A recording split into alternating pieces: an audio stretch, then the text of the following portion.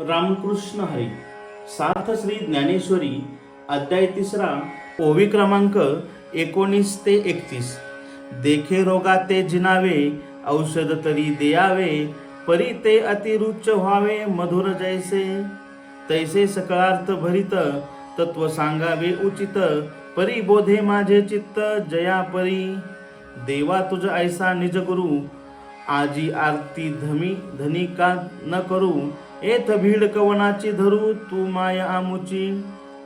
हागा कामधेनूचे दुभते, दैवे जाहले जरी आपयते, तरी कामनेची का तेथे वाणी कीजे.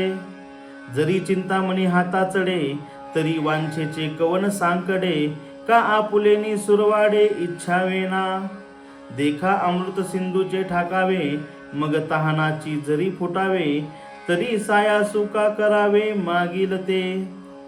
तैसा जन्मांतरी बहुती, उपासिता श्री लक्ष्मीपती, तू दैवे आजी हाती जाहलासी जरी. तरी आपुलिया सवेशा, कान मागावासी परेशा, देवा सुकाळू हा मानसा पाहला असे. देखे सकळार्थींचे जियाले, आजी पुण्य यशासी आले, हे मनोरथ जहाले विजयी माझे. जी जी परम मंगळ धामा, सकळ देव देवोत्तमा, तू स्वाधीन आजी आम्हा मनोनिया. जैसे मातेच्या ठाई, अपत्य अनवसरू नाही, स्तन्या लागुनी पाही जिया परी.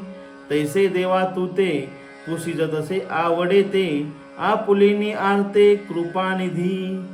तरी पारत्रिकी हित, आणि आचरिता तरी उचित, ते सांगे एक निश्चित पार्थू म्हणे.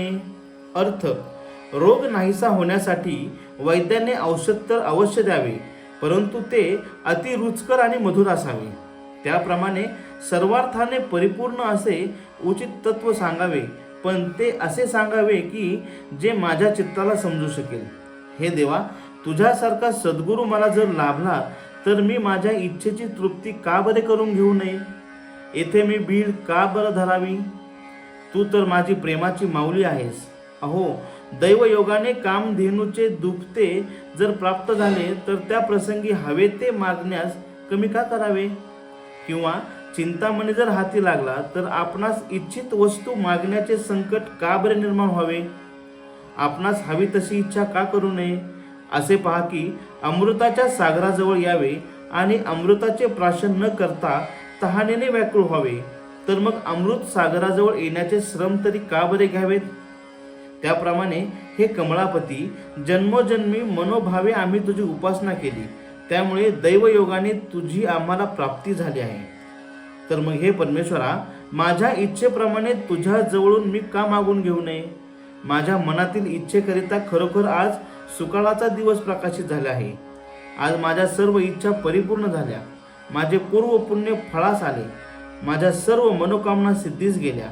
सर्वोत्कृष्ट मंगलाचे स्थान आणि सर्व देवात उत्तम असलेल्या देवा, तू आज आमच्या स्वाधीन झाला आहेस. ज्याप्रमाणे बालकाला स्तनपान करण्यासाठी आईसाठी कोणतीच वेळ ही अवेळी नसते, त्याप्रमाणे हे कृपानिधी देवा, मी माझ्या इच्छेप्रमाणे वाटेल ते तुला विचारणार आहे. तरी परलोकात हितकारी आणि इहलोकामध्ये आचरण करण्यास उचित असे जे एक निश्चित स्वरूपाचे आहे, ते मला सांगावे, असे अर्जुन म्हणाला. रामकृष्ण हरी.